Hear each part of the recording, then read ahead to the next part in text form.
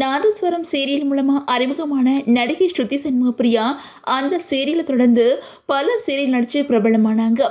இவங்க அரவிந்த் சேகர் அப்படிங்கிறவங்கள காதலிச்சு திருமணமும் பண்ணிக்கிட்டாங்க. இவங்களுக்கு திருமணமான ஒரு வருஷத்திலேயே அரவிந்த் மாரடைப்பால உயிரிழந்துட்டாங்க. அவரோட நினைவுல இருக்கிற ஸ்ருதி சண்முகப்பிரியா இரண்டாவது திருமணம் பத்தி ஒரு பேட்டியில பேசியிருக்காங்க. அந்த வகையில நடிகை ஸ்ருதி சண்முகப்பிரியாவுக்கும் அரவிந்த் சேகருக்கும் கடந்த 2022 திருமணம் நடந்துச்சு.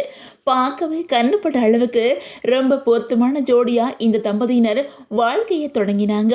ஆனா விதியின் சதியால திருமணம் முடிஞ்ச ஒரு வருஷத்திலேயே அரவிந்த் மாரடைப்பால திடீர்னு உயிரிழந்துட்டாங்க. இந்த சம்பவம் சின்னத்திரை வட்டாரத்தையே பெரும் அதிர்ச்சியில ஆழ்த்திருந்துச்சு. இந்த நிலையில ஸ்ருதி சண்முகப்பிரியா தன்னோட இரண்டாவது திருமணம் பத்தி ஒரு பேட்டியில பேசியிருக்காங்க. அதுல அவங்க என்ன சொல்லியிருக்காங்க அப்படின்னா, என்னோட கணவர் உயிரோடு தான் இருக்காரு. கணவர் மறைஞ்சு இத்தனை காலம் ஆகியும் இன்னமும் அவரோட நினைவுகளோட தான் வாழ்ந்துக்கிட்டு இருக்கேன். அது மட்டும் இல்லாமல் எனக்கு எல்லாமே அவன்தான். அரவிந்த் இப்போ என் பக்கத்தில் உயிரோடு இல்லை. இருந்தாலும் அவனோட ஃப்ரெண்ட்ஸ் கூட பேசும்போதும் நான் தனியாக இருக்கும்போதும் அவனை பற்றி மட்டுமே பேசிக்கிட்டும் நினச்சிக்கிட்டும் தான் இருக்கிறேன். நான் நினைக்க அவனோட நினைவுகள் எப்போவுமே என் கூட தான் இருக்கும்.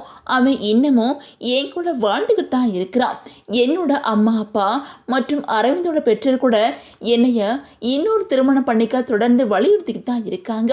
என்னோட தோழிகளும் நலன் விரும்பிகளும் நீ இப்படி தனிமையில கஷ்டப்படுறத அரவிந்த் நிச்சயமா விரும்ப மாட்டான் அப்படின்னு சொல்றாங்க. ஆனா தனியாக வாழ்கிறதோ அல்லது மறுமணம் செஞ்சுக்கிறதோ அவங்களோட விருப்பம். ஒருவேளை வருங்காலத்தில் எனக்கு ஒருத்தரை பிடிச்சி நான் திருமணம் பண்ணிக்கிட்டா கூட அந்த நபரை எனக்கு அனுப்பி வச்சது என்னை பாதுகாக்கிற என்னோட தேவதையான என்னோட கணவர் அரவிந்தா தான் இருக்கும் அப்படின்னு சொல்லிட்டு ஸ்ருதி சண்முகப்பிரியா அந்த பேட்டியில் எமோஷ்னலாக பேசியிருக்காங்க. இந்த பேட்டியை பார்த்த பலருமே அவங்களுக்கு தங்களோட ஆறுதல் சொல்லி வந்துக்கிட்டு இருக்கிறாங்க.